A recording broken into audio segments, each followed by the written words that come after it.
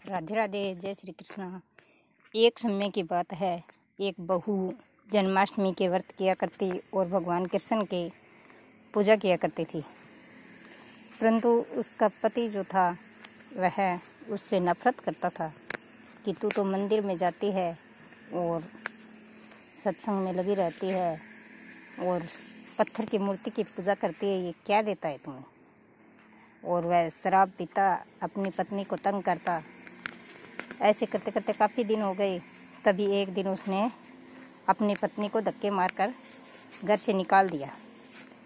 निकालने पर वह मंदिर में जा कर के मूर्ति के आगे माथा टेक कर रोने लगी। काफ़ी देर हो गई रोते रोते। तभी उसको चक्कर आ गया और वह कान्हा जी की मूर्ति के आगे गिर गई। उस दिन जन्माष्टमी का दिन था और उसका जन्माष्टमी का व्रत भी था और वह चक्कर आकर गिर गई। तभी थोड़ी देर में भगवान श्री कृष्ण प्रकट हुए और हाथ पकड़कर उस बहू को खड़ा करते हुए कहने लगे, बच्ची तुम्हें क्या दुख है, मुझे बताओ, मैं तुम्हारा दुख दूर करूँगा। तभी बहू की आंखें खुलती है तो देखती है कि भगवान श्री कृष्ण उस बहू के सामने खड़े हुए हैं।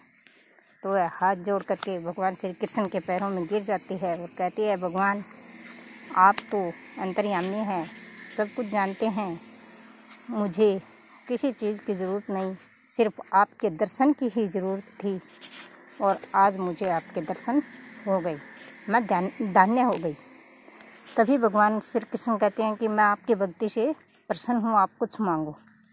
तो वह बहू कहती है, नहीं भगवान, मुझे कुछ भी नहीं चाहिए, मुझे इतना चाहिए कि मुझे अपनी शरण में आप रख लीजिए।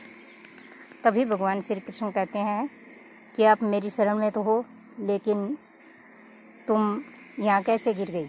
तब वह भगवान श्री कृष्ण के सामने सारी बात बताती है। तो भगवान श्री कृष्ण कहते हैं कि चलो मैं भी तुम्हारे घर चलता हूँ, देखता हूँ कैसा है तुम्हारा पति। वह उस बहू के साथ साधु के वेश में आता है और आकर के उस बहू को अपने घर छोड़ देते हैं भगवान, और उसके पति को आवाज़ लगाते हैं कि तुम्हारी पत्नी इधर उधर भटक रही है और तुम आराम से शराब पी करके घर में घुसे हो। तभी वह साधु महाराज को धक्के मारने लगता है। तो भगवान असली रूप में आते हैं और कहते हैं कि तुम्हारी पत्नी तो भगवान की भगत है और तुम ऐसे। तभी वह माफ़ी मांगकर श्री कृष्ण भगवान के पैरों में गिर जाता है और कहता है, भगवान मैं आज के बाद इसे कभी तंग नहीं करूँगा और मैं भी जन्माष्टमी के व्रत किया करूँगा, भगवान का पूजन किया करूँगा। धन्यवाद। अगर आपको मेरी कहानी पसंद आई है तो लाइक शेयर सब्सक्राइब ज़रूर करें, बेल आइकन दबाएं।